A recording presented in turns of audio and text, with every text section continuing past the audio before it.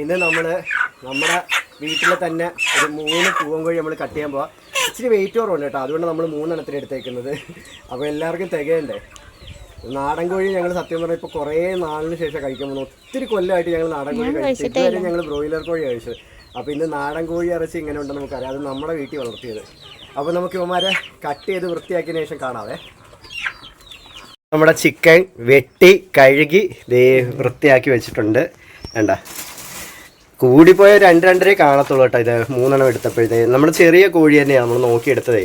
അതുകൊണ്ടാണ് ബാക്കി വലുതിനെല്ലാം നമ്മൾ കൊടുത്തത്. ഇനി നിൽക്കുന്ന കുഞ്ഞൻ കോഴികളാണ് കുറച്ച് ഇരിക്കുന്നത്. 3-3.5 മാസം ആയതിലേ ഉള്ളൂ. അപ്പോൾ അതുകൊണ്ടാണ് ഇറച്ചി ഇച്ചിരി കുറവ്. വലുതിനെല്ലാം നമ്മൾ കൊടുത്ത് തീർത്തു.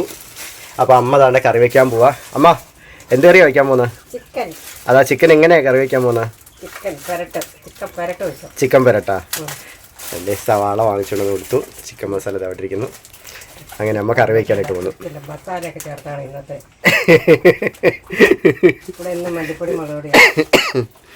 അങ്ങനെ കറി വയ്ക്കാനായിട്ട് തൻ്റെ ഉരുളിയൊക്കെ വെച്ചിട്ടുണ്ട്. ഇനി സവാള അരിഞ്ഞ് അങ്ങോട്ട് കറി വെച്ചാൽ മതി അല്ലേ? അതെ, ഇതാണ് കേട്ടോ നമ്മുടെ ചിക്കൻ കറി. നാടൻ ചിക്കൻ കറി റെഡി ആയിക്കൊണ്ടിരിക്കുകയാണ്. എൻ്റെ ഫേവറേറ്റ് കഷ്ണം ഇത് എനിക്ക് വേണേ. ഇതാ റെഡി ആയിക്കൊണ്ടിരിക്കുക. അപ്പൊ കൂട്ടുകാരെ, നമ്മുടെ കോഴിയെ കഴിച്ചിട്ട് എങ്ങനെയുണ്ടെന്ന് നമുക്ക് ഡോറയോട് ചോദിക്കാവേ. ഞങ്ങൾ കഴിച്ച വീഡിയോ എടുക്കാൻ പറ്റില്ല ഗൈസ്. ഇച്ചായന്റെ വയ്യാതെ കിടന്നോണ്ട് ഞങ്ങൾ വീഡിയോ എടുക്കാനുള്ളതിൽ ഇച്ചായന്റെ കയ്യിലായിരുന്നു ഫോണ്. പിന്നെ ഞങ്ങൾ റൂമൊന്നും ചുമ്മാ ഫോൺ ഇവളുടെ കയ്യിലായിരുന്നു. ഫോൺ ഇവളാ കൊണ്ടുവച്ചത്. പിന്നെ അവിടെ അത് തന്നെ. അതുകൊണ്ട് പിന്നെ വീഡിയോ കഴിക്കുന്ന ഞങ്ങൾക്ക് എടുക്കാൻ പറ്റിയില്ല. പക്ഷെ നല്ലതായിരുന്നു, നല്ല സോഫ്റ്റായി. സാധാരണ കുറച്ച് ഭയങ്കര വേഗം കുറച്ച് സമയം എടുത്തു, മറ്റേ ഇറച്ചി പോലെ അല്ലല്ലോ. പക്ഷെ ടേസ്റ്റ് ഉണ്ടായിരുന്നു. പിന്നെ അമ്മ തേങ്ങാപ്പാലൊക്കെ ഒഴിച്ച് കുറച്ച് സെറ്റാക്കി വെച്ച്. പിന്നെ നല്ല ടേസ്റ്റ്. സാധാരണ ചെയ്യുന്ന നാടൻ കോഴി നമ്മൾ കട്ട് ചെയ്യുന്ന സമയത്ത് കൊഴുപ്പൊക്കെ ഉണ്ടാവും കേട്ടോ. പക്ഷെ ഇതിന് കൊഴുപ്പൊന്നും ഇല്ലായിരുന്നു. എന്താ കൊഴുപ്പില്ലായിരുന്നല്ലോ പക്ഷേ ഇതിന് കൊഴുപ്പില്ലായിരുന്നു. എന്താ അറിയില്ല, പക്ഷെ നല്ല ടേസ്റ്റ് ആയിരുന്നു. സാധാരണ ഞാൻ ഈ പൂവൻകോഴിയൊക്കെ കട്ട് ചെയ്ത് കാണുന്ന സമയത്ത് പെടക്കോഴിയും പൂവൻകോഴിയും കട്ട് ചെയ്യുമ്പോൾ നല്ല മഞ്ഞ കളറിലുള്ള കൊഴുപ്പാണ് നാടൻ കോഴിയുടെ ദേഹത്ത്.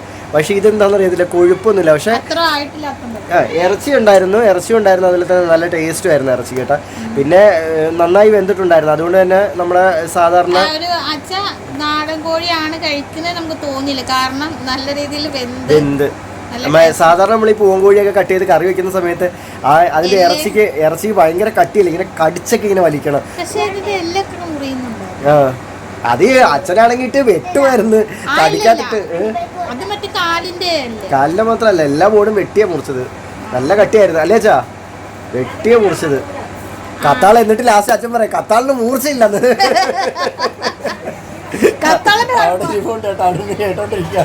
അച്ഛന്റെ വീഡിയോ രാവിലെ ഇട്ട പറഞ്ഞ അച്ഛനെ കണ്ട പാവം തോന്നുന്നു. അച്ഛന് ഈയിടെ വയ്യായിരുന്നു, നമ്മൾ പറഞ്ഞില്ലേ. അച്ഛന് ഈയിടെ വയ്യായിരുന്നു. അച്ഛൻ പണി കഴിഞ്ഞിട്ടാണോ അച്ഛൻ? അതോ പണിയാ പോകുന്നതിന് മുന്നേ അച്ഛൻ ഹോട്ടലിൽ ചായ ഫുഡും കഴിക്കാൻ വേണ്ടി കയറി. അവിടെ വെച്ചിട്ട് BP ലോയെ അച്ഛൻ തല ഇറങ്ങി വീണു.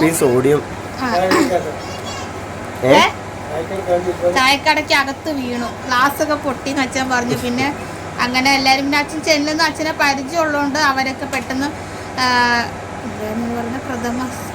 പ്രാഥമിക ശുശ്രൂഷ അതൊക്കെ ചെയ്തു. പിന്നെ ചേട്ടനൊക്കെ വന്ന് ഹോസ്പിറ്റലിൽ കൊണ്ടുപോയി.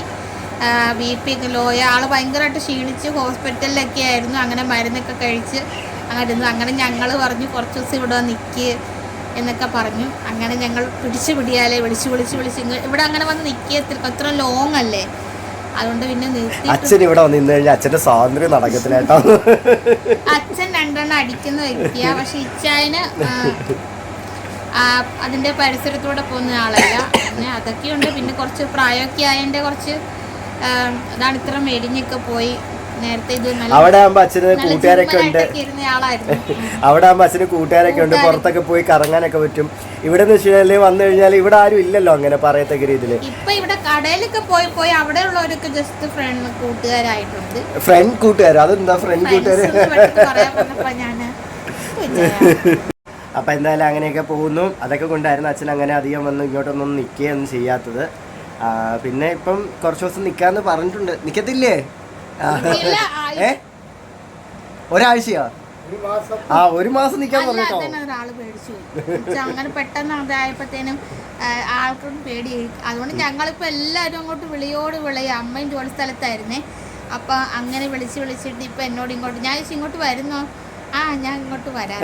ആദ്യമായിട്ടാണ് ഇവിടെ വന്ന് നിൽക്കാൻ. സാധാരണ പറയുന്നത് വെച്ചാൽ വന്നു കഴിഞ്ഞാൽ ഞാൻ പെട്ടെന്ന് പോവേ. ഒരു മാസം അച്ഛനാകെ ഒരു മാസം നിന്നേന്ന് വെച്ചാൽ 1.5 മാസം നിന്നായിരുന്നില്ലേ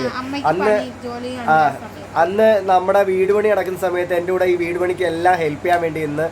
അപ്പൊ അത് ഏതാണ്ട് 1.5 മാസത്തോളം അച്ഛൻ നിന്നിട്ടുണ്ടായിരുന്നു. അത് ഇഷ്ടപ്പെട്ട് നിൽക്കുവായിരുന്നു കേട്ടോ. ഓരോ ദിവസം അമ്മയെ വിളിച്ചു പറയും ഞാനിന്ന് പോവേ. എല്ലാം കേട്ട് അവിടെ നിന്ന് ചിരിക്കുന്നുണ്ട്. അപ്പൊ അതുകൊണ്ടൊക്കെയാണ് അങ്ങനെ കുറച്ച് അച്ഛൻ തന്നെ ഉള്ളതുകൊണ്ട് അങ്ങനെ ഫുഡൊന്നും കഴിക്കില്ല. അമ്മ ജോലി സ്ഥലത്തല്ലായിരുന്നു. അപ്പൊ ഫുഡൊക്കെ അങ്ങനെ എടുക്കാതെ വന്ന് ആകെ മെലിഞ്ഞു കേൾക്കും. ഇന്ന് വല്ല തൊട്ട് അമ്മ പറഞ്ഞു ഇച്ചിരി മാറ്റം വന്നിട്ടുണ്ട്. നമുക്ക് ഇനി മകളുടെ കൈപുണ്യം ഇനി കഴിക്കാം. അച്ഛാ എല്ലാം അറിയാം. എന്റെ കൈപുണ്യം കൊണ്ട് കണ്ടോ?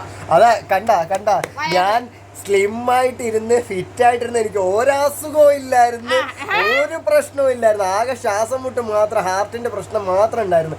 വേറെ ഒരു കുഴപ്പവും എനിക്കില്ലായിരുന്നു. ഇപ്പൊ BP ലോ ആവുന്നുണ്ട്, BP ഹൈ ആവുന്നുണ്ട്. ഞാൻ പറയട്ടെ, ഷുഗർ ലോ ആവുന്നു, ഷുഗർ ഹൈ ആവുന്നു. പിന്നെ ഭയങ്കര തലവേദന, സൈക്കാട്രിസ്റ്റിനെ കാണിക്കേണ്ടി വന്നു. പിന്നെ ബോധം കെട്ട് വീഴുന്നു. എനിക്കറിയാം. ഇതേ ഇപ്പൊ തന്നെ കണ്ടില്ലേ വയറുണ്ടാ, കണ്ടാ? ഇതെല്ലാം ഈ കൈപുണ്യത്തിന്റെ ഗുണമാണ്. ഞാൻ പറഞ്ഞത് ഇച്ചായന്റെ പണ്ടത്തെ ഇതൊക്കെ നോക്ക്, എന്റെ ചെസ്റ്റ് ഒക്കെ കണ്ടാ?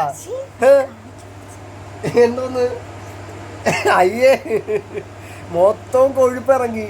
കൈപുണ്യം. എന്റെ ഫോട്ടോ എടുക്കും. പണ്ട് ചീർത്തിരിക്കുന്നു എന്റെ മുഖം.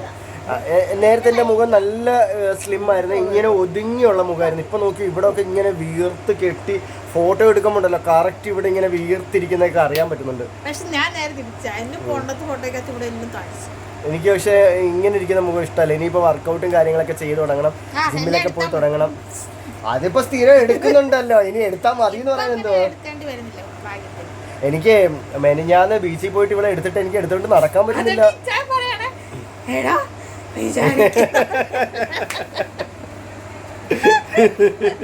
അല്ല ഇപ്പൊ എനിക്ക് എടുക്കാൻ പറ്റുന്നില്ല. എനിക്ക് തോന്നുന്ന വെച്ചാൽ ഈ അന്നില്ല BP ഹൈ ആയി വീണതിന് ശേഷം, അതിനുശേഷം എനിക്ക് ഇവിടെ എടുക്കാൻ പറ്റിയിട്ടില്ല. അതിനുശേഷം ഒരു വട്ടം എടുത്തപ്പോൾ ഞാൻ തലൂറ്റി, ഓർമ്മയില്ല? അന്ന് ബീച്ചിൽ പോയിട്ട് കുറച്ച് നേരം എടുത്ത് നടന്നപ്പോൾ അന്ന് BP ഹൈ ആയി ഞാൻ തലൂറ്റി വീണതിന് ശേഷം പിന്നെ ഇതുവരെ എനിക്ക് ഇവിടെ എടുത്തുകൊണ്ട് നടക്കാൻ പറ്റിയിട്ടില്ല. ഭയങ്കര ബുദ്ധിമുട്ട് എടുത്തുകൊണ്ട് എന്തിനാന്നറിയാവോ? അവിടെ പണി നടക്കുന്നുണ്ടേ ഇങ്ങനെ വലിയ രീതിയിൽ എന്തോ അത് വാർപ്പ് കെട്ടാൻ വേണ്ടിയിട്ട് അവിടെ മറ്റേ ഇത് അടിച്ചിട്ടേക്കുന്നത്, പലക അടിച്ച് ഹൈറ്റിൽ പൊക്കിയിട്ടേക്കുന്നത്. അപ്പൊ നമ്മളിങ്ങനെ കാല് പൊക്കി അടക്കണം, ഡോർക്ക് അടക്കാൻ പറ്റത്തില്ല. പിന്നെ പാറ അവിടെ കൂട്ടിയിട്ടുണ്ട്, അതിന്റെ ഇടയ്ക്ക് കൂടെ നമുക്ക് നടക്കാൻ പറ്റത്തില്ല. അപ്പൊ ആ ഒരു സ്ഥലത്ത് നമുക്ക് എടുക്കണം. അഴിക്കിൽ പോകുന്നവർക്ക് അറിയാലോ, ആ ഒരു ഭാഗത്ത് കുറച്ച് ഇവിടെ എടുക്കണം. പിന്നെ പടിയുടെ ഭാഗമൊക്കെ കുറച്ച് എടുത്തുകൊണ്ട് നടന്നാലേ പറ്റത്തുള്ളൂ. ഞാൻ എടുത്തുകൊണ്ട് നടന്നിട്ട് ലാസ്റ്റ് ഞാൻ കിതയ്ക്കാൻ തുടങ്ങിയോ. എന്നിട്ട് മറിഞ്ഞു വീഴാൻ പോയി. ഞാൻ മറിഞ്ഞു വീഴാൻ പോയപ്പോഴത്തേക്ക് ഇവളെ എടുത്തുകൊണ്ട് ഞാനിങ്ങനെ കാല് പൊക്കി വെച്ച് ഇറങ്ങുവാണ്. ഞാൻ മറിഞ്ഞു വീഴാൻ പോയപ്പോഴത്തേക്ക് പൊന്നും ഒരു സൈഡിൽ നിന്ന് നാസി ഒരു സൈഡിൽ നിന്ന് കയറി പിടിച്ചു. അല്ലെങ്കിൽ ഉറപ്പായിട്ടും ഞങ്ങൾ രണ്ടും കൂടെ ആ പാറക്കെട്ടിനകത്ത് വീണേന്. എന്തോ ഭാഗ്യം, രണ്ടുപേരും രണ്ട് സൈഡിൽ നിന്ന് പിടിച്ചതുകൊണ്ട് ഞങ്ങൾ രണ്ടുപേരും വീണില്ല. അല്ലെ ഇന്ന് ഞങ്ങൾ ഫ്രാക്ചറായിട്ടിരിക്കുന്ന കാണാമായിരുന്നു. ഇപ്പം എടുക്കാൻ പറ്റുന്നില്ല. അന്നത്തെ ആ BPയുടെ ഇഷ്യൂ വന്നതിന് ശേഷം പെട്ടെന്ന് ശ്വാസം മുട്ടും വരുന്നുണ്ട്, തലവേദന എടുക്കുന്നുണ്ട്, ദേഹം കുഴഞ്ഞും വരുന്നുണ്ട്. എന്താ സംഭവം എന്നറിയത്തില്ല. എടുക്കാൻ പറ്റാതെ എനിക്ക് അസുഖം മാറി എങ്ങനെ എടുക്കേണ്ടി ഞാൻ വിചാരിച്ചു എടുക്കാൻ പറ്റാതെ അല്ല, എനിക്ക് അങ്ങനെ എടുത്തോണ്ടൊന്നും നടക്കാൻ ഇനി പറ്റാത്തൊരവസ്ഥ. ബ്രാഞ്ചെന്ന് വരുമല്ലേ, അതിൻ്റെതായിട്ടുള്ള ബുദ്ധിമുട്ടൊക്കെ ആയിരിക്കും, അറിയത്തില്ല. എനിക്ക് കിളവനായി വരുമല്ലേ.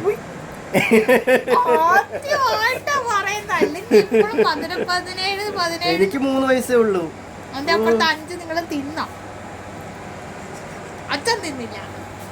അപ്പൊ കൂട്ടുകാരെ, ഞങ്ങളുടെ വീഡിയോ ഇഷ്ടപ്പെട്ടു കഴിഞ്ഞാൽ ലൈക്ക് ചെയ്യണം, ഷെയർ ചെയ്യണം, സബ്സ്ക്രൈബ് ചെയ്യണം. മറ്റൊരു വീഡിയോ ആയിട്ട് വരുന്നതായിരിക്കും. ബൈ.